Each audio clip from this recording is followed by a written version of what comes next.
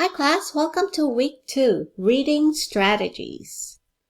This week's learning outcomes: analyze and utilize general reading strategies, describe active reading strategies, use previewing as a reading strategy, use questioning as a reading strategy, explain strategies for annotating text, summarize a passage of reading, paraphrase a passage of reading, use outlining as a reading strategy, and describe strategies for effective review. Reading strategies. Practice question: why should we analyze academic reading strategies? Introduction to reading strategies. Reading for education is a bit of a different activity than reading for pleasure. Successful reading in education is a series of interrelated activities that involve interacting with the text several times in different ways. Strategies for active reading. These tips can help make your reading more effective. Create an optimal setting for reading and a reading environment that helps decrease distraction. Engage in pre-reading strategies before starting to read. Read material efficiently. Pick up a piece of material, engage actively with it, and finish. Annotate written text. Write directly on the text and/or take notes as you read.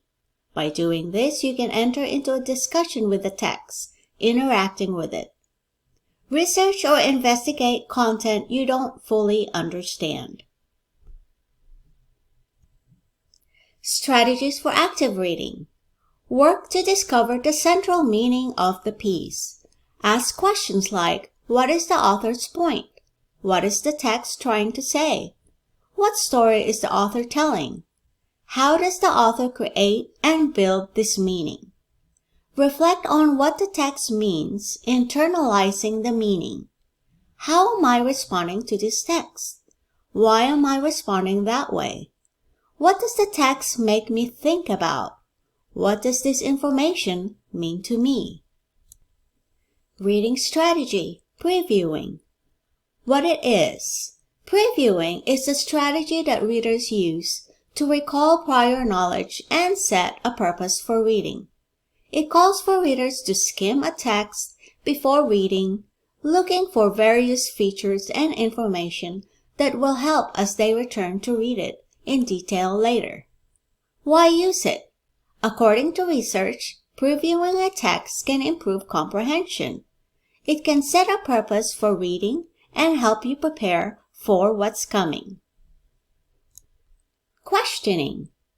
Being an active reader means that you should be actively thinking about and interacting with the text you read as if it were a conversation. Just like a conversation includes a back and forth dialogue between two speakers, when you read a text, there should be a dialogue between you and the author. Imagine that you were in an argument with a friend. When you read, you similarly want to think of it as a conversation, where you think about what the author is saying while developing your own thoughts and questions about what you read. Asking questions is an excellent way to think critically about a text and to be an engaged reader. Questioning. What are some questions that you should ask before, during, and reading, and after reading? With a partner or somebody you know in your family, at home, a friend, make a list from the reading of the questions that you find most helpful. Now that you have a list, discuss how you might apply these questions when you're reading material in your other courses. Annotating. To annotate is to actively engage a text by pausing to reflect, mark up, and add notes as you read. It can increase comprehension, help you remember what you've read, and save you time by not requiring to reread as often. The simplest way is to include marking up the text by highlighting, underlining, bracketing or placing symbols in the text or the margins, but simply highlighting is insufficient. Highlighting tells you that you thought something was important in the moment you read it, but when you go back later, you won't know why you thought it was important. As you annotate, you'll also want to add keywords, phrases, or questions, and make connections to the content. Note-taking strategies. SQ3R. Survey, question, read, recite, and review. Cornell notes. Record, question, recite, reflect, and review. Summarizing. Summarizing or condensing someone else's ideas and putting it into your own words, shortened form, allows you to be sure that you've accurately captured the main idea of the text that you're reading. Underline important information and write keywords in the margin. Record ideas using a 2-column note-taking system. Record questions you have about the text concepts in the left column and answers you find in the reading in the right column. Identify how concepts relate to what you already know. Add examples and details. Paraphrasing. Paraphrasing is the act of putting an author's ideas into your own words. When reading, paraphrasing is helpful for checking your understanding of what you read as well as remembering what you read. When writing, paraphrasing is an important skill to have when constructing a research paper and incorporating the ideas of others alongside your own. Outline and mapping. An outline will present information in an organized and logical manner. Focus on main ideas and key details. Show how information is related.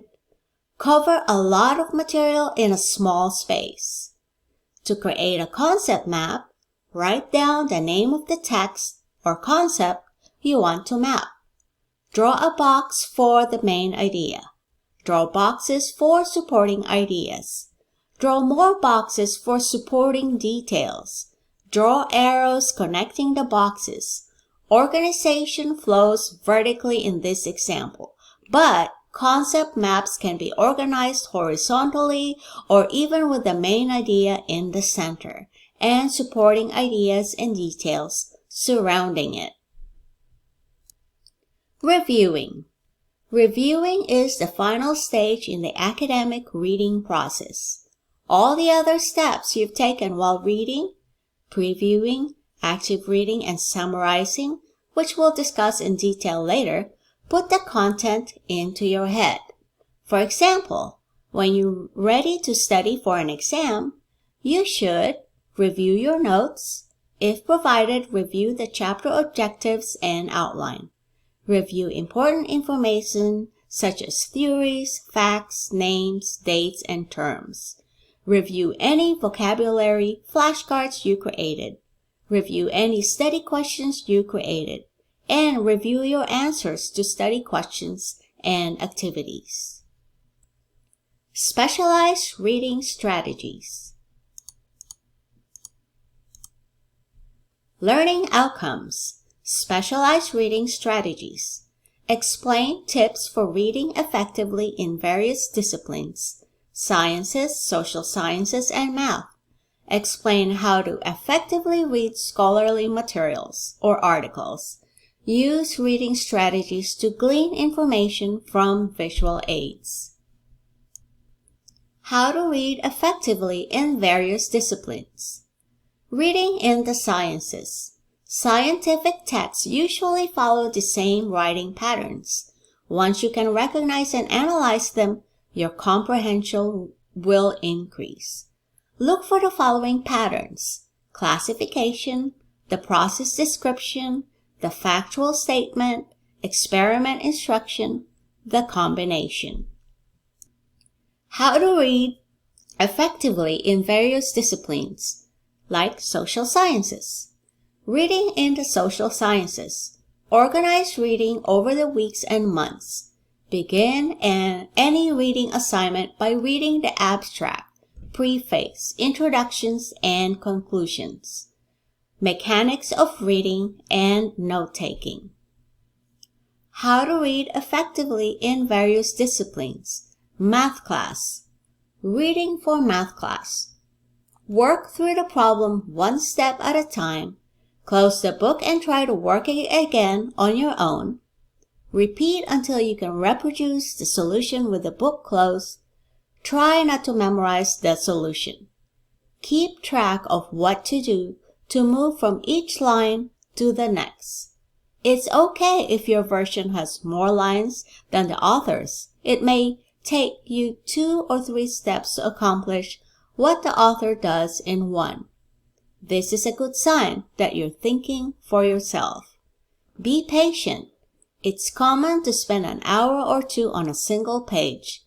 It's worth your time to learn the process. Practice question. Reading scholarly articles. What are some common characteristics of scholarly articles?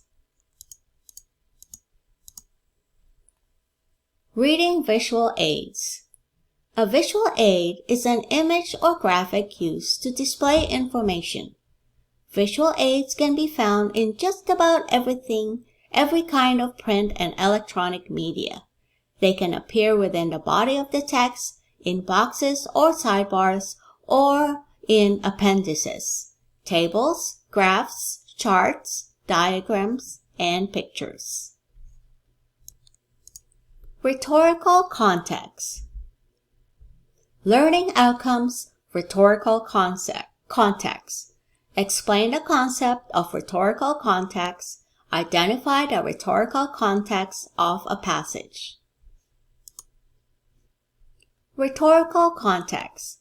Rhetorical context. All versions are accurate representations of your weekend, but you make strategic choices about which details to include or not to include based on the particular rhetorical situation of your discussion. Rhetorical context refers to the circumstances surrounding an act of reading and/or composition. That is, how and what you communicate is shaped by the writer, author, creator, also known as the rhetor, the audience, including primary, secondary, and tertiary audiences, the topic of the communication, the purpose, which often can be broken into a primary, secondary, and tertiary purpose. Evaluating rhetorical context. Rhetorical context includes the author's purpose for composing, the topic, the audience, the occasion or external motivation for composing.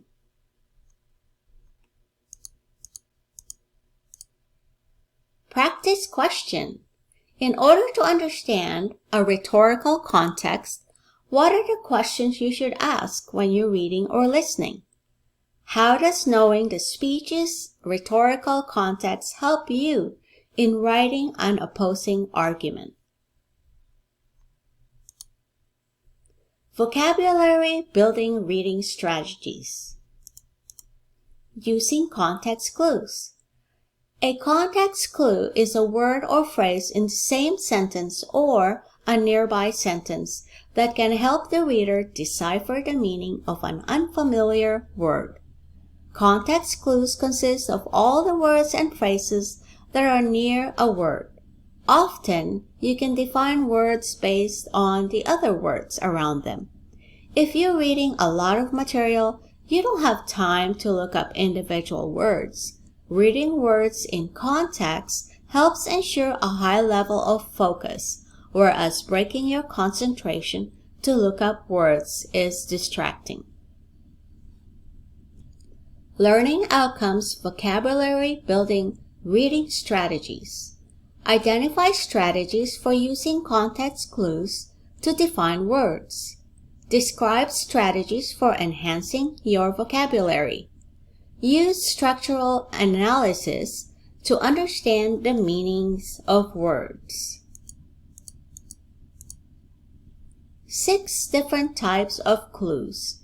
Definition: a word or phrase that defines the unfamiliar word. Synonym: has a similar meaning to the unfamiliar word. Contrast or antonym: has the opposite meaning of the unfamiliar word. Example provides an example to illustrate the unfamiliar word. Experience draws upon personal experience or background knowledge to help you infer the meaning of the unfamiliar word. Adjacent is a word or phrase in a nearby sentence that explains the meaning of the unfamiliar word. Learning new vocabulary. Read voraciously. Make friends with the dictionary. Use new words. Learn 1 new word a day and vary your interests. Enhancing your vocabulary. When using structural analysis, the reader breaks words down into basic parts. Prefixes are word parts located at the beginning of a word to change meaning. Roots, the basic meaning, full part of a word.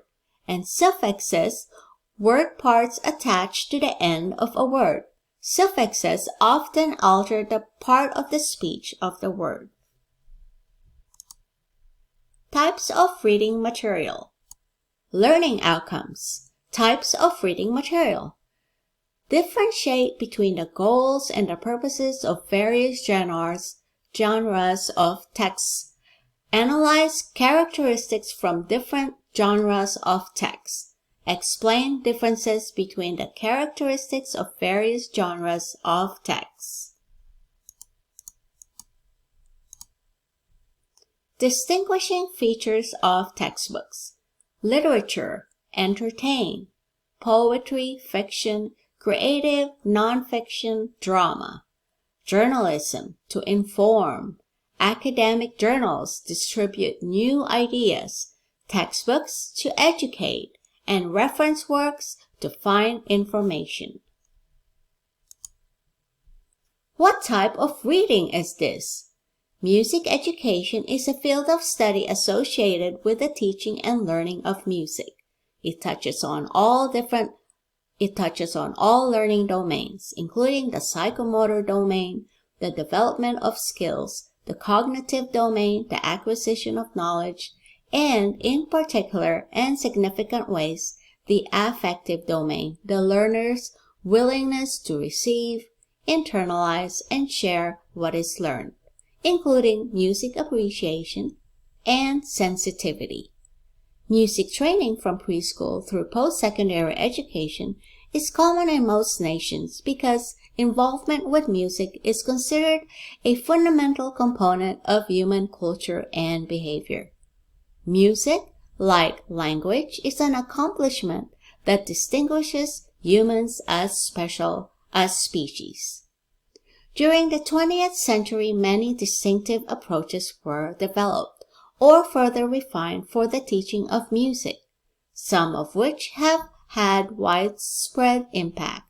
The Dalcroze method, eurythmics, was developed in the early 20th century by Swiss musician and educator Émile Jacques Dalcroze.